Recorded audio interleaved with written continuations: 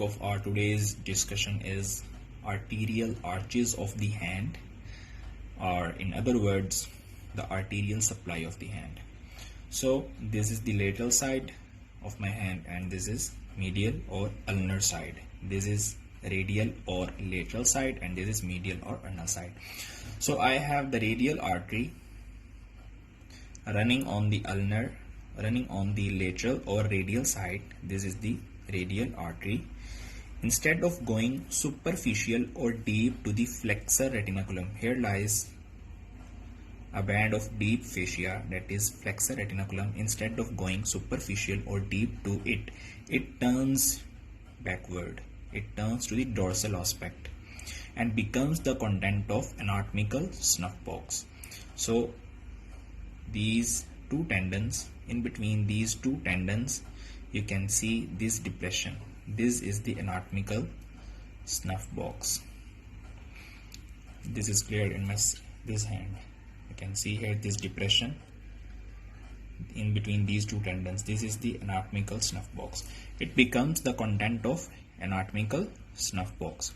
Moving forward, here lies the dorsal interossei muscle. First, dorsal interossei muscle. And we know that all the dorsal interossei are bipennate muscles having two heads. So by passing between the two heads of first dorsal interossei muscle, it comes to the palmar aspect. From the dorsal aspect, it comes to the palmar aspect and forms an arc.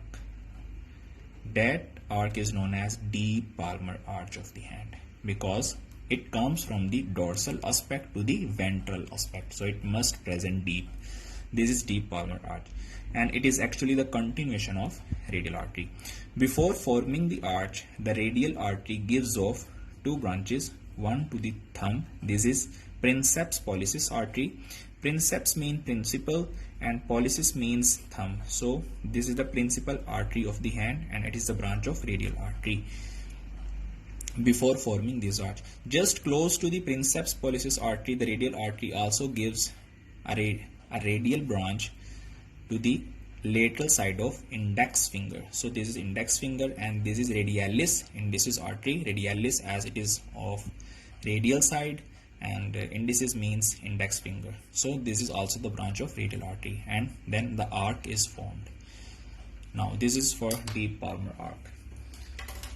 On the medial side, we have the ulnar artery that is running superficial to the flexor retinaculum. It passes superficial to the flexor retinaculum, that is the band of deep fascia, and it moves more distal to the deep palmar arc and forms an arc. That is the superficial palmar arc and it is actually the continuation of ulnar artery. The superficial palmar arc gives off common digital arteries for the adjacent sides of the fingers, just like that, for the adjacent sides of second, third, fourth and fifth fingers. It also gives off a branch for the ulnar side of the little finger. So this is the superficial palmar arc.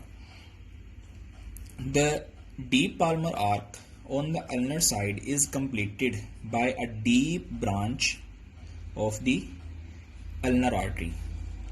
Ulnar artery gives off a deep branch to complete the deep palmar arc formed by the radial artery. So this is here the anastomosis. And a superficial branch of the radial artery,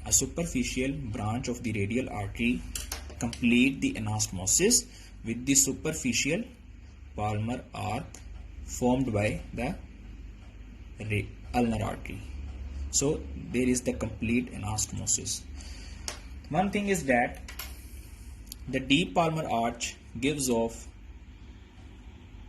three palmar metacarpal arteries that actually communicate between the superficial palmar arc. So this is the anastomosis between the arc, and these are palmar metacarpal arteries, and these are the branches of deep palmar arc. So this is all about the arterial supply or the deep palmar arches of the hand. One is superficial and one is deep.